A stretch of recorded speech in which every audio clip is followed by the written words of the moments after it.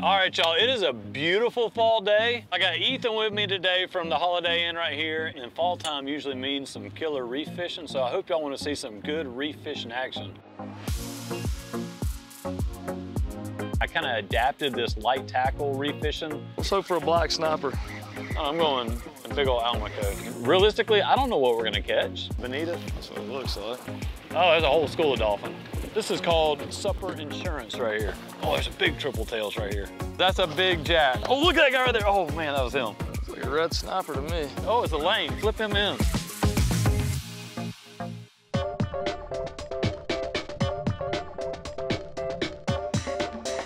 Yeah, look at that!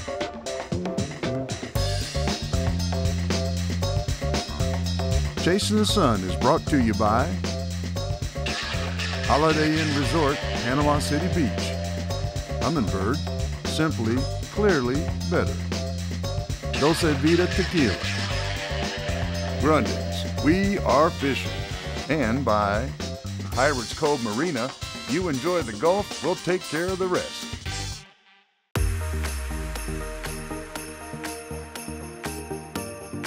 So for the past few years, we've been filming and staying out here at the Holiday Inn Resort. And you know, Ethan's kind of set this up for us where it's a really good situation when we have guests come in to stay and fish with us, they stay right here. The only problem was we're doing all this fishing and Ethan's a big outdoorsman and we had never invited him out. I get to see that Chasing the Sun logo go by every day when I'm here, and I'm going, man, Justin's out there fishing. I gotta have an opportunity to do this. Feel that blacked out area right there? That's all bait. And you can tell 50, 75 feet, so that's right there. Kind of unplug for a little bit and do some fishing and enjoy what the Gulf Coast has to offer. Absolutely, you know, and what better time of year to do it than in the fall? That's kind of a blind shot there. Typically in the fall, the pilchard is like my go-to live bait. But for some reason, this fall, like our pilchards just didn't show up. We have another bait fish, a pogie, which is a menhaden. They're a very similar looking bait fish, about the same size. Really, at the end of the day, I don't care what species it is, I just need a bunch of little small baits from about 2 to 4 inches, and that's gonna give me the most versatility. Yeah, that's what we used to catch back there. Yeah. And they get so many, you catch so many, they'd be caught in the cast net. Sometimes you can't even get them the net out in the boat. Yeah. Oh yeah. Let's go.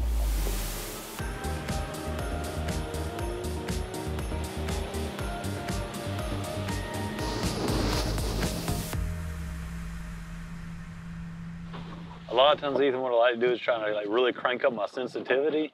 And sometimes you'll see like a faint line through there, and it won't be going up and down because it's staying consistent. And that's actually that thermocline. That's where that temperature breaks at.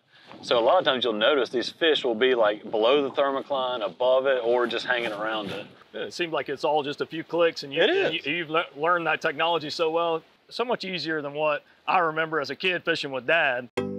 Ethan grew up in Panama City Beach in a family that is grateful for and thrives in the outdoors. His passion and knowledge of the Gulf Coast led him to become the chief operating officer of the premier Holiday Inn Resort. Ethan is no rookie fishing these waters, and he understands you're always learning new ways to fish. They're chilling on that ledge, and all of a sudden they see this and activity, so they start going. They're attracted to it. It makes a lot of sense. I know you got some experience doing like some offshore fishing. My goal today is gonna be basically to show you my style. And I kind of adapted this light tackle reef fishing for our area. And to me, it's just more fun. Oh, there's something. Could it be the first fish of the day? Come on. I'm interested to learn your way of doing things. The way I've done things is, you know, heavy terminal tackle, big hook. Yeah, and trust me, the heavy tackle stuff, it works. And sometimes it's necessary. Well, let's hope for a black snapper. I'm going a big old almaco. That's what it is, that's an almaco. Flip them on in the boat. We're gonna have a, oop, that's it. Perfect. I know when I'm fishing this light tackle, I'm gonna get whooped every once in a while. And there's just no way around it. Oh, I got one too. Oh, I missed mine. But that's a risk I'm willing to take to get all those other bites. But this guy right here is called an almaco. See how tall his dorsal fin is? If you put them side by side with a baby amberjack, you would totally tell the difference. They have a lot smaller mouth. They have a much taller dorsal fin and their body is taller. One of the better eating reef fish out here, especially in that size class right there. Absolutely. So you know where he's going? Oh, nice. And now that we put one fish in the cooler, we gotta add a few more. That's right. They ain't big, but there's more than one way to make supper tonight. Oh, you don't look too shabby. Every man for himself.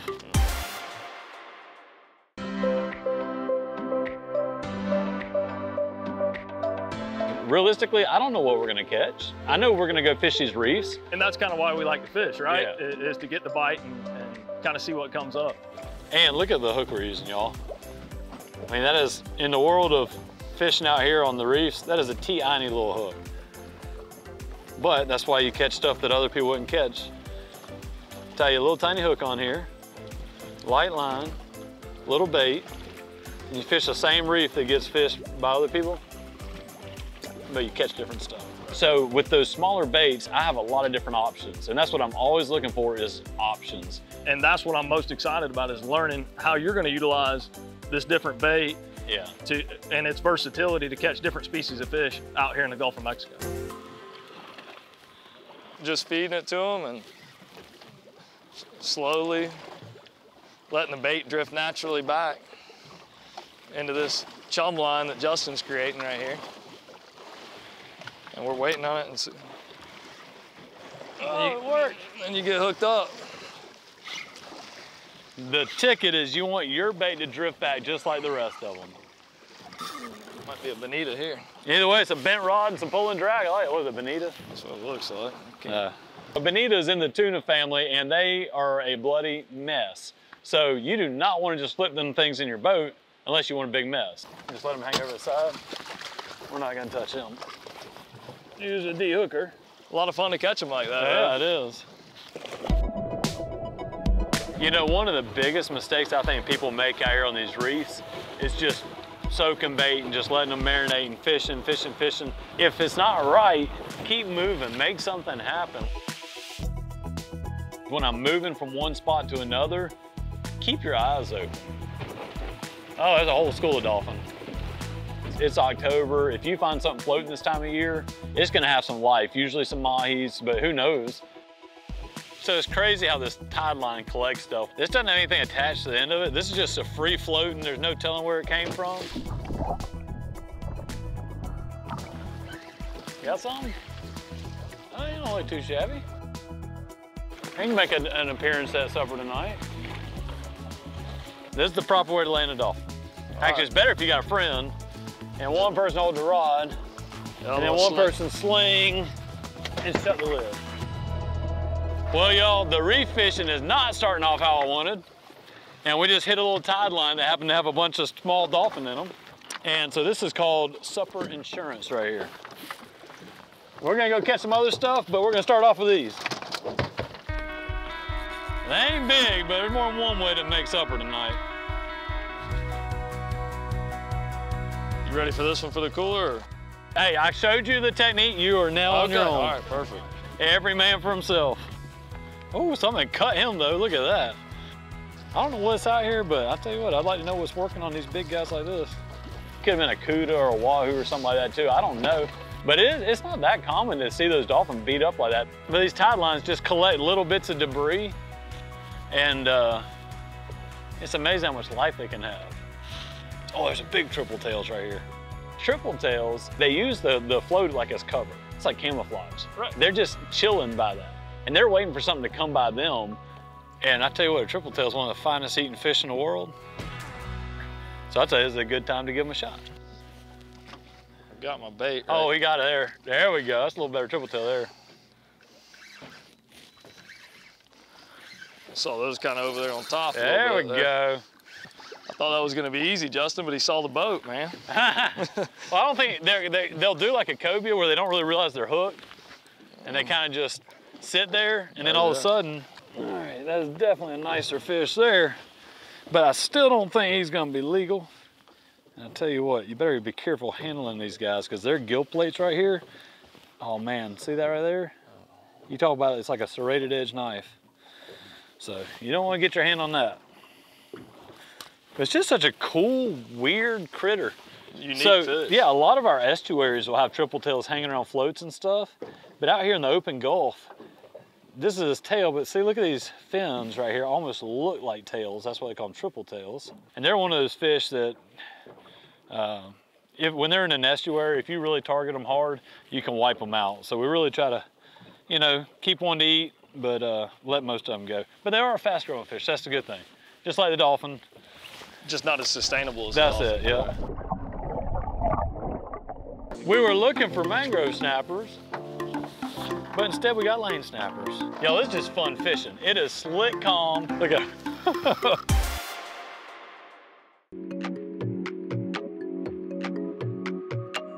All right, well, we're still trying to make it to this reef right here. The dolphins and the triple tails have distracted us, but now we're going. Now, I only fish this reef maybe twice, maybe 3 times a year, okay? So, like, it's not something I fish regularly. There he is. There we go. Looks like a red snapper to me. Oh, we got Tell me it's a big old, oh, it's a lane. Flip him in. snapper. There you go, flip him in.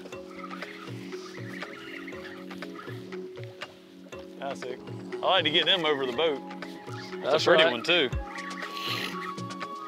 See, this is the absolute perfect size tackle for that kind of fish. Oh yeah, a lot of fun to catch. And what we got? What we got? Oh, another lane, look at that. Oh, look at that, solid. Well, we were looking for mangrove snappers, but instead we got lane snappers. Yo, this is just fun fishing. It is slick, calm. It is warmed up. Finally, we got some reef action. Whose is bigger? You're just sticking his tongue out. That don't count. Yeah, I mean, he counts. That's an extra inch. Yours is bigger. Oh, there we go. I love catching reef fish on this tackle right here. Keep them coming, keep them coming. What we got? Looks like another big old lane snapper. And you typically don't see them in big concentrations, but I think we found a nest. I've been fishing in the Gulf heavily, probably for the last 4 years now.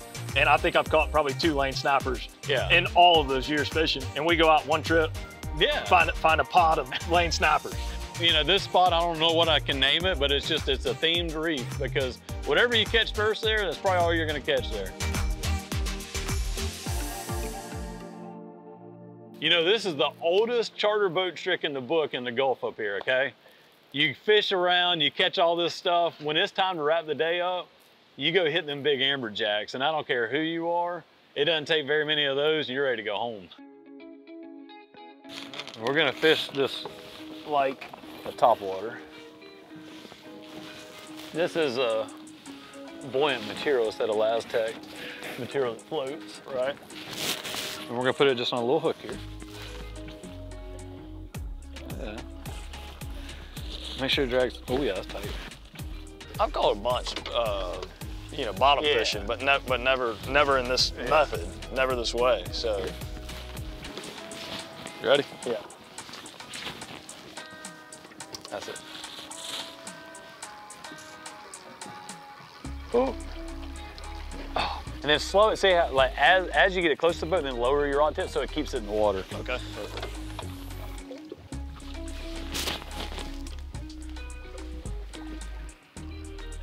Keep it skipping, just like that. There you go, keep it going. Oh, there we go. Look at it. Oh, I love it. I really love it when it's Ethan on the rod, not me. Yeah, all right, so he stops, that's it, get some line, get some line, get some line. It's not very far down there, so he's gonna get to the bottom quick.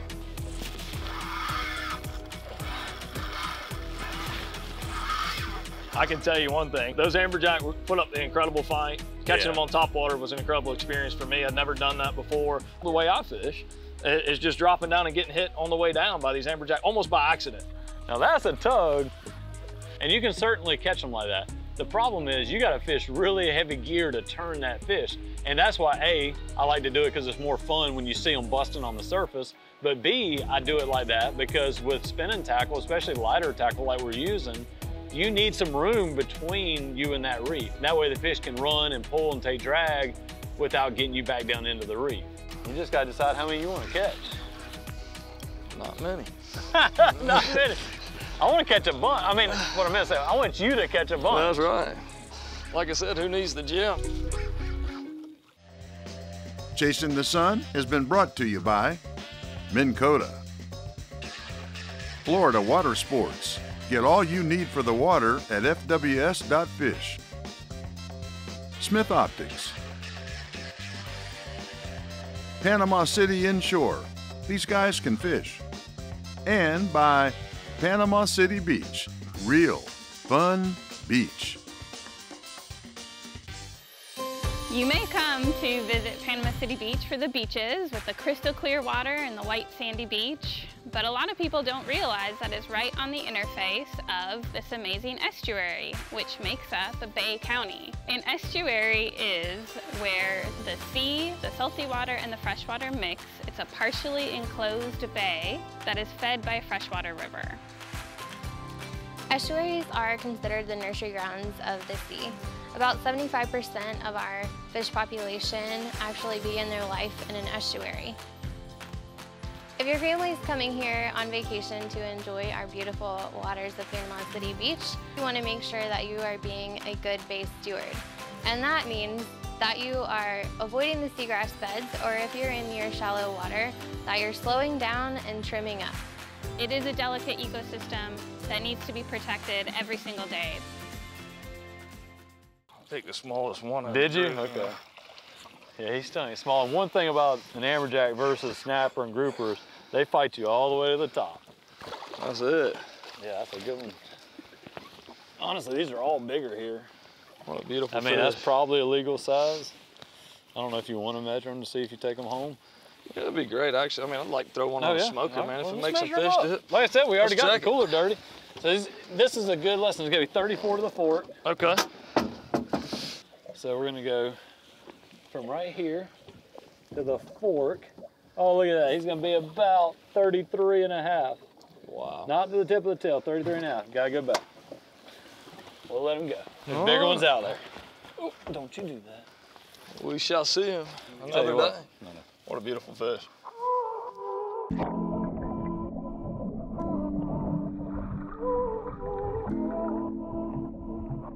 This is something literally anyone can do. So you can take a small center console boat, especially on a nice day. It's not some magical bait. It's not a magical spot, y'all. This is a public wreck. Anybody can come do this.